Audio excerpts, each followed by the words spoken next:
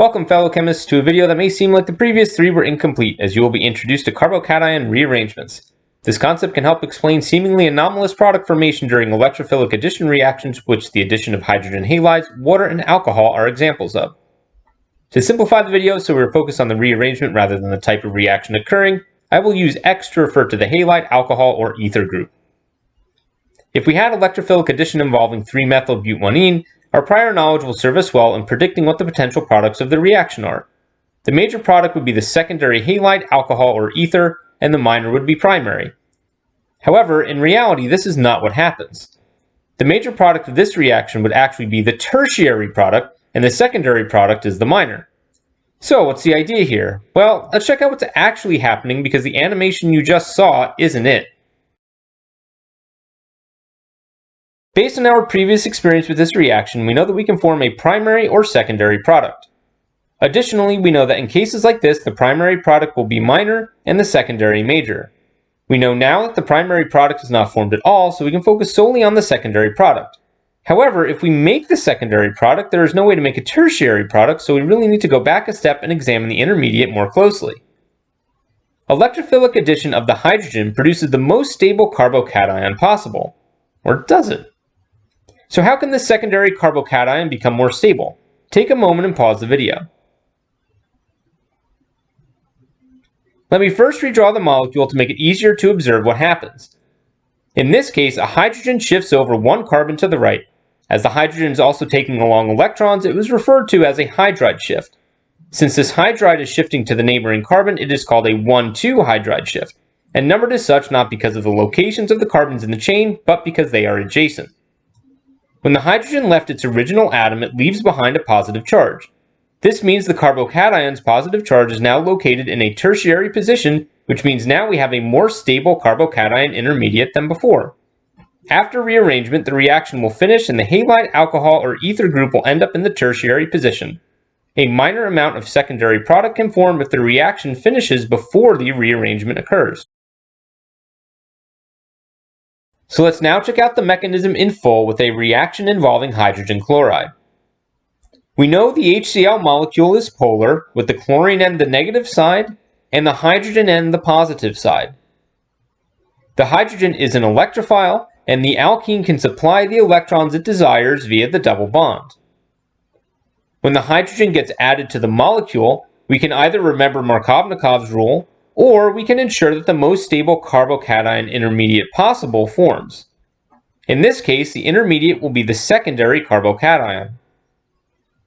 Meanwhile, chlorine kept hold of the electrons that once were in the bond with chlorine. In this case, our carbocation can rearrange into a more stable form. After a 1,2 hydride shift, there is now a tertiary intermediate. The electrophile is attracted to the nucleophile, and the major product of this reaction, 2-chloro-2-methylbutane, is formed. The shifting of a hydrogen is not the only way a carbocation can rearrange. When an alkene reacts with water or alcohol, there is also an intermediate produced. After the acid catalyzes the reaction, the electrophilic addition of the hydrogen occurs and it is added to the carbon in the double bond that has more hydrogens and produces a secondary carbocation. Do you know what the final product will be after the addition of water or alcohol? Give it a go and see what you come up with.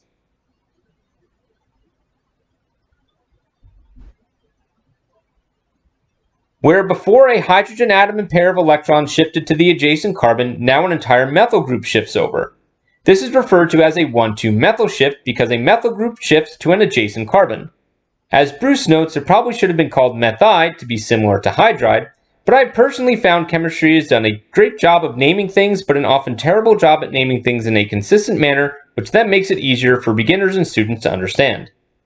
Of course, after the methyl shifts, we now have a tertiary carbocation which is more stable than the secondary one initially produced. Like before, if the reaction finishes after the rearrangement, the major product will be tertiary. If we had a reaction with water, we will produce the tertiary alcohol, 2,3-dimethylbutanol, and if it was methanol, it would be 2-methoxy-2,3-dimethylbutane. Fair warning everyone, improper structures ahead. The true geometries and bond angles are not necessary to understand why this type of rearrangement occurs. Additionally, assume missing hydrogens for the appropriate locations. Now that you have been warned, on to the example. The final type of rearrangement involves rings like the molecule on the screen has. Though I have posted videos naming compounds with rings, we have not talked much about their structure and properties. This molecule contains a 3-carbon cyclopropane ring. After the electrophilic addition of hydrogen, we have a carbocation like we have seen before, but the ring hasn't done anything yet. Generally, carbon rings increase in stability with the number of carbons in the ring itself. So if a molecule can increase its ring size via rearrangement, the molecule's stability will also increase. This is known as ring expansion. Can you figure out the rearranged intermediate? The intermediate starts with a 3-carbon ring, and via a 1-2 shift, the charge will end up moving to an adjacent carbon.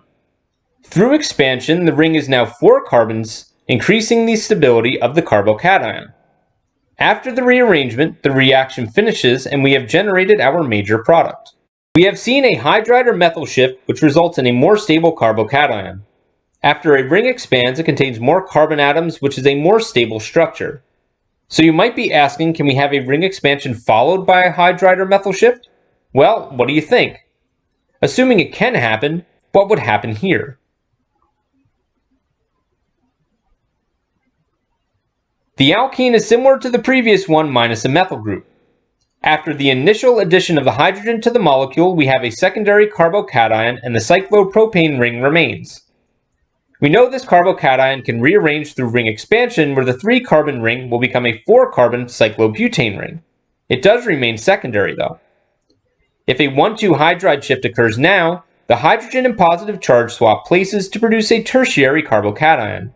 The halide, alcohol, or ether group would end up in that tertiary position when the reaction finishes. Carbocations rearrange if the result is a more stable structure. Hydride and methyl shifts along with ring expansion are unique pathways to achieve this and can occur independently, so it is possible for both to occur in the same mechanism.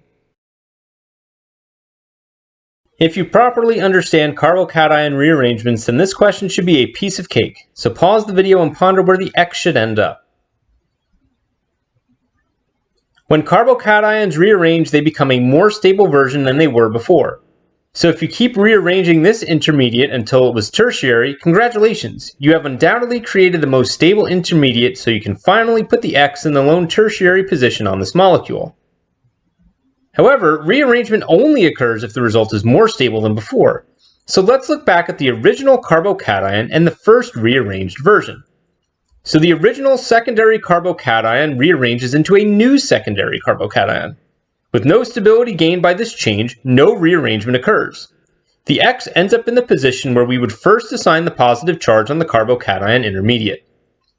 Remember that rearrangements will occur if stability increases. There will be no rearrangement if the stability does not change or if it decreases. So carbocation rearrangements do not always occur, but do in the case rearrangement results in a more stable cation. When the rearrangement is into a different carbocation of the same degree, no rearrangement will occur. The rearrangement can occur by the shifting of a hydrogen or methyl group. The shift is almost always between adjacent carbon atoms and labeled 1,2. Ring expansion is a special type of rearrangement. A new ring forms with a greater number of carbons in it and as a result is more stable than before. After ring expansion, if a more stable carbocation can form via hydride or methyl shifts, that can also occur. Carbocation rearrangements need to be considered during electrophilic addition reactions because a carbocation intermediate is formed. Coming up, we will analyze the reaction between halogens and the alkenes, which means we are leaving carbocations and therefore rearrangements behind for now. Thank you very much for watching. If you enjoyed this video, please like and subscribe as I have more in development. Since rearrangement can only occur if a carbocation intermediate is formed, check out these previous videos on the mechanisms that involve carbocation intermediates. As usual, feel free to get in touch with me via email, social media, or if you would like, make a request in the comments.